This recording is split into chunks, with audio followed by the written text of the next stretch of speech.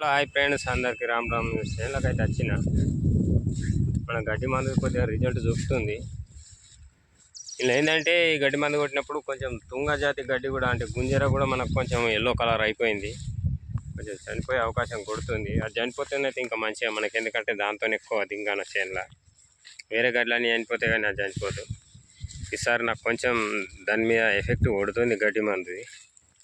ఎట్లా అంటే మనకు తుంగ జాతి కూడా ఇట్లా అయిపోయింది. అయినా ఇది గడ్డలు పట్టుకొని ఉంటుంది కనుక నమ్మకం లేదు. కాకపోతే గడ్డి అనేది మాడిపోతుంది. ఒకటి రిజల్ట్ ఉన్నది, వేరే గడ్డలు అయితే అన్నీ మాడిపోయినాయి. ఒకటి గడ్డి జాతికి సంబంధించిన గడ్డి కొంచెం పెద్దగా ఉంది, అది కూడా మొత్తం ఎల్లో కలర్ అయిపోయింది. వేరే గడ్డలన్నీ కుప్ప అవుతున్నాయి.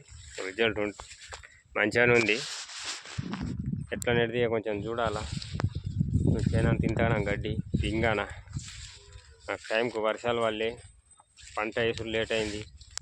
ఎట్లయితే సోయ వేసినాం అట్లా వర్షం పోయింది. వర్షం పోయేటికి మనం ఏం చేయలేము. మొత్తం ఏం చేయరాక ఇది బాగా లేట్ అయిపోయింది. సోయనైతే మంచిగా ఉన్నది. ఒకసారి గడ్డి కొంచెం కిందికి డౌన్ అయిందంటే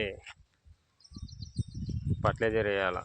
ఇప్పటిదాకా మంది ఏం వేయాలి, డిఏపి వేయాలి, బిసి వేయాలి, ఇది వేయాలి. ఓన్లీ విత్తనాలు పోసినాం అంతే. ఈ కెమికల్స్ వాడాలి, ఒక గడ్డి మందు తప్ప ఇంకా ఏం యూజ్ చేయలేదు. సోయా అయితే బాగుంది, మనకు పురుగు కూడా దింగనే లేదు. ఇప్పుడు నెక్స్ట్ స్ప్రే చేసుకోవాలా. స్ప్రే చేసి ఫర్టిలైజర్ కూడా వేయాలి. గడ్డి కొంచెం కంట్రోల్ అయిందంటే చేద్దామని చూస్తున్నా.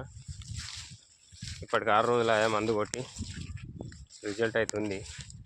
ఇంకా తొందరగా చనిపోతే మనకు వర్షం పడితే సట్టమని లేస్తుంది సోయా. వర్షం పడితే మందు కూడా చల్లేస్తాను చూస్తున్నా. ఇక మక్క కారాలు అవి అయితే మిగతా అన్నీ డ్యామేజ్ అయిపోయినాయి, ఖరాబ్ అయినాయి. అది ఎన్న ముద్దల గడ్డి అంటే మా దగ్గర దీన్ని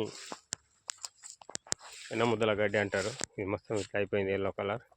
ఇది కూడా చనిపోతుంది. అసలు ఎక్కువ ఖరాబ్ చేసే గడ్డి అంటే అదే గడ్డి. అది మొత్తం తీయలేక వారకపోతుంది మనకు. దాంతో చేనులో అనేది మొత్తం గడ్డి స్ప్రెడ్ అయి ఉంటుంది. ఇంకొకసారి కొట్టన్నా లేదా ఏందనేది తెలిసిలేదు. పంటనైతే మంచిగా ఉంది ఫ్రెండ్స్.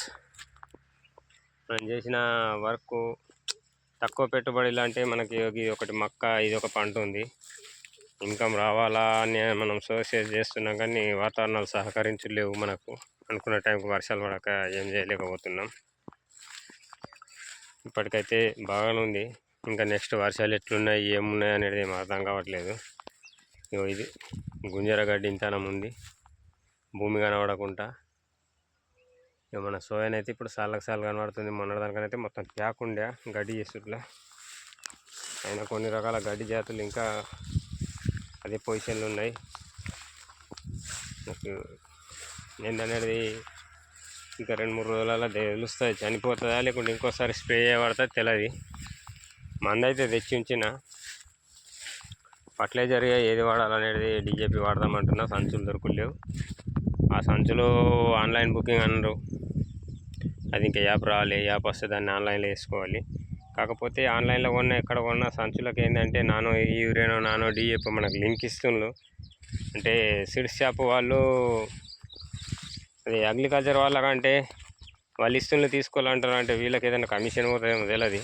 వాస్తవానికి మనం ఏదైతే డబ్బు మనకి ఏది అవసరమో అదే తీసుకోవాలి, కానీ మనకు అవసరం లేనివి కూడా వాళ్ళు నానో డిఏపి అనే కాదు, ఇంకా వేరే కెమికల్స్, వేరే పెస్టిసైడ్స్, ఫర్టిలైజర్స్ వాటికి లింక్ చేసి ఇస్తుండ్రు. ఇది ఒకటి మాత్రం చాలా దారుణం. దీని మీద గవర్నమెంటు ఖచ్చితంగా యాక్షన్ తీసుకోవాలి. మనకు రైతుకు అవసరం ఉన్న దానికి మనం డబ్బు ఇన్వెస్ట్ చేయాలి, కానీ అవసరం లేని దానికి కూడా డబ్బులు పెట్టిస్తుండ్రు. మనం ఆల్రెడీ ఈ సంవత్సరం లాస్ ఉంది. ఆ లాస్లో ఇంకా మనకు అవసరం లేనివి కూడా కంపల్సరీ కొనాల్సిందే, లేకుంటే మేము ఇవ్వమంటుండ్రు. యూరియా సంచులు ఆన్లైన్లో బుక్ చేసుకున్న వీటికి కూడా, ఆ సంచులకు కూడా వేరే వేరే ప్రొడక్ట్స్ ఇస్తుండ్రు. అయితే మా ఆదిలాబాద్లో వచ్చేసి అగ్రికల్చర్ వాళ్ళకి సార్ ఇట్లా ఇది ఇస్తుండ్రని కొందరు రైతులు ఫోన్ చేస్తే, తీసుకోలేయా మీదేం పోతుంది అంటున్నారు. అంటే వాళ్ళకు అక్కడ నుంచి కమిషన్ ఉందని ఇది ఒక 100% గెస్ చేసుకోవాలి. ఎందుకంటే వాళ్ళు తీసుకోమన్నప్పుడు వీళ్ళు షాప్ ఓనర్స్ కానీ డీలర్స్ కానీ ఎవరన్నా ఎంతో కొంత పర్సెంటేజ్ వాళ్ళకి ఇస్తేనే వాళ్ళకి డబల్ బెనిఫిట్. అంటే ఒక్క ప్రోడక్ట్ మీద చేసే బిజినెస్ 2 ప్రోడక్ట్లో చేస్తుండే అతను. యాక్చువల్లీ వాళ్ళు ఇచ్చే ప్రోడక్ట్ మనకు అవసరం లేదు. మనకు అవసరం ఉంటే మనమే నోట్ అడిగి కొనుక్కుంటాం. కానీ వాళ్ళు ఏం చేస్తున్నారంటే బలవంతంగా మనకి ఇస్తున్నారు. ఇచ్చినప్పుడు మనం వద్దు అని అంటే ఇది ఏది ఏం రిటర్న్ వెళ్ళిపో అంటుండ్రు. అది మంచి క్యారెక్టర్ కాదు. అది రైతుకు అవసరం లేనప్పుడు రైతు తీసుకోడు. కానీ వీళ్ళు బలవంతంగా ఇవ్వడం అనేది దానికి అర్థం పడుతుంది ఏంటంటే కంపల్సరీ దాంట్లో అధికారులతో కుమ్మక్కైనట్టు తెలుస్తుంది.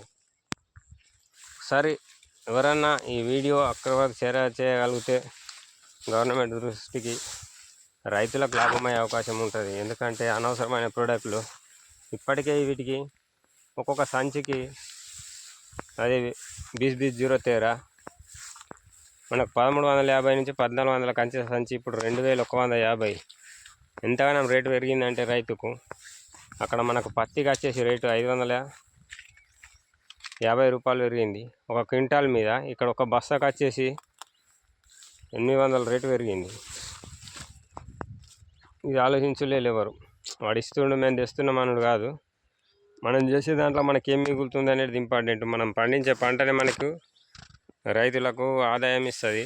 దాన్ని మనం ఆలోచించకుంటే మనకు పెట్టుబడులు, లేబర్ కాస్టు, హార్వెస్టింగ్, దీనికి వాటర్ పెట్టాలి, ఏదో ఉంటుంది. అవన్నీ లెక్క చేస్తే రూపాయి మిగలట్లేదు.